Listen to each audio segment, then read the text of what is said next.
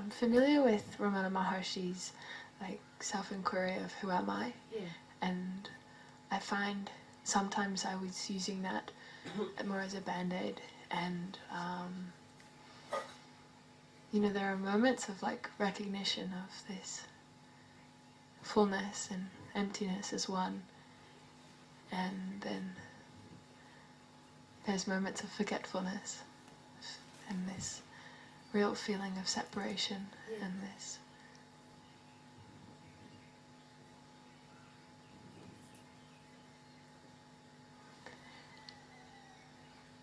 and then from that comes forgiveness and patience and remembering.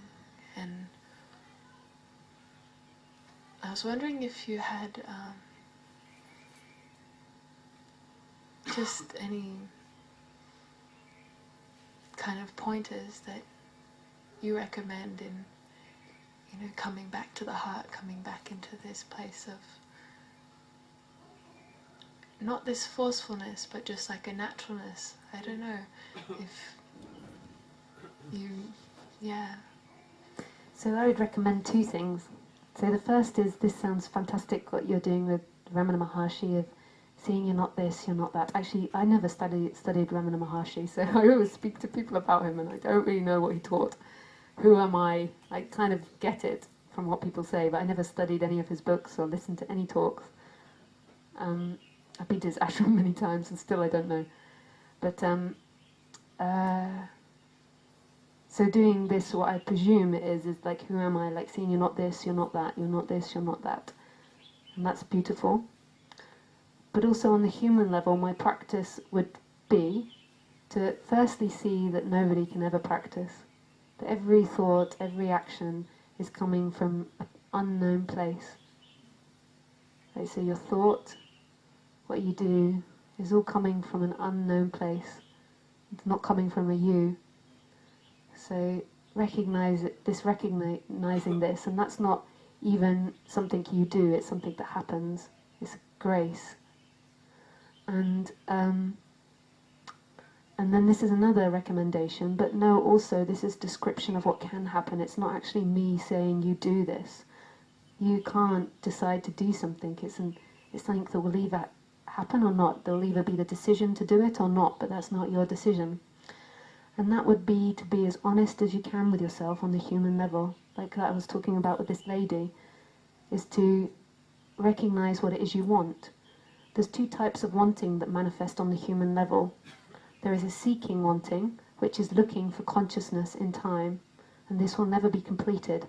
So recognizing the difference between the seeking wanting, and a natural wanting. The natural wanting is the way the body navigates through this world, and it's a very bodily experience. It's not so mental. It's what your body wants in moment to moment, and your body knows so much. You put in the information into the mind, and then you let the body choose, and you navigate from that place. So it's very simple, and it's very energetic, and it's not always pleasurable. It has this feeling of expansiveness, but it can also be painful, because sometimes you have to move away from painful things. And you have to know this difference. And you have to know when you're seeking. Seeking is a desperate energy that's very mental. So often people come to me with choices and they've got a lot of mental explanations around it. And that's seeking. It's a very mental activity. And it's like a desperateness. And it's always changing its mind, and it plays games. So it agrees on one thing, and then it changes its mind to another, and it imagines. Whereas really you want to come back to a choosing that's more natural and more in the body, like a bodily sensation. And you want to trust that. Trust your body. And your body knows what it wants. It doesn't mean being stupid. You put in information, so when you come to a new area, say in India, you learn where it's safe for a woman to walk and where it's safe not to. So you're not stupid. I'm not talking about naivety, but then in the moment you let your body decide what your body says, and this might take time, but it's not a mental thing, it's a bodily thing. If your body has a strong no, you listen to it. You don't go with it because other people have done it and you don't want to be a spiritual weakling, or because because you've got to face the fear. If your body says a clear no, that's it. That's that. And you can begin to ask yourself, what is it that I want? Like, what is it I want now? Like, do you have a sense now of what you want on the human level? We often don't know. And that's not wrong. It's also, we can just be sitting here chilling and there's nothing. But often there is something you want right now. And it's unconscious, and then it turns into a mental activity of seeking. And then you're trying to push it away or run away from it. So do you have a sense, like now, in this moment, that you can think of something you want? Like from a deep, like putting your attention in your body. It doesn't matter if you come up with nothing, there's no pressure.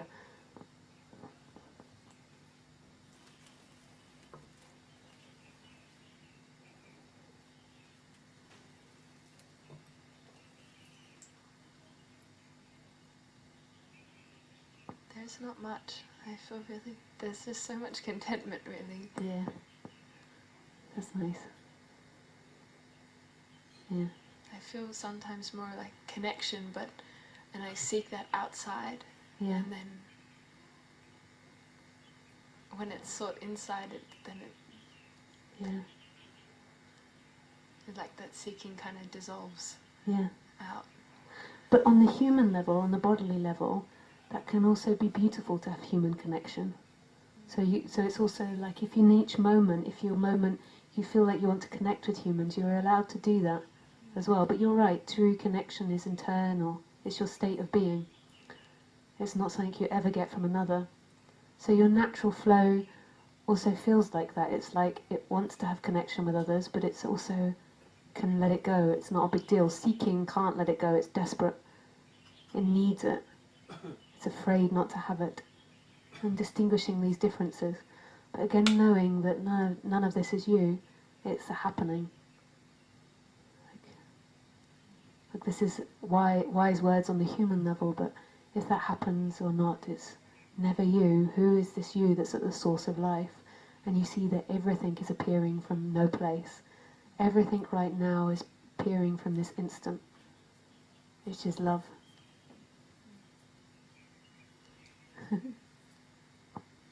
Those are the two things I would recommend. Thank you.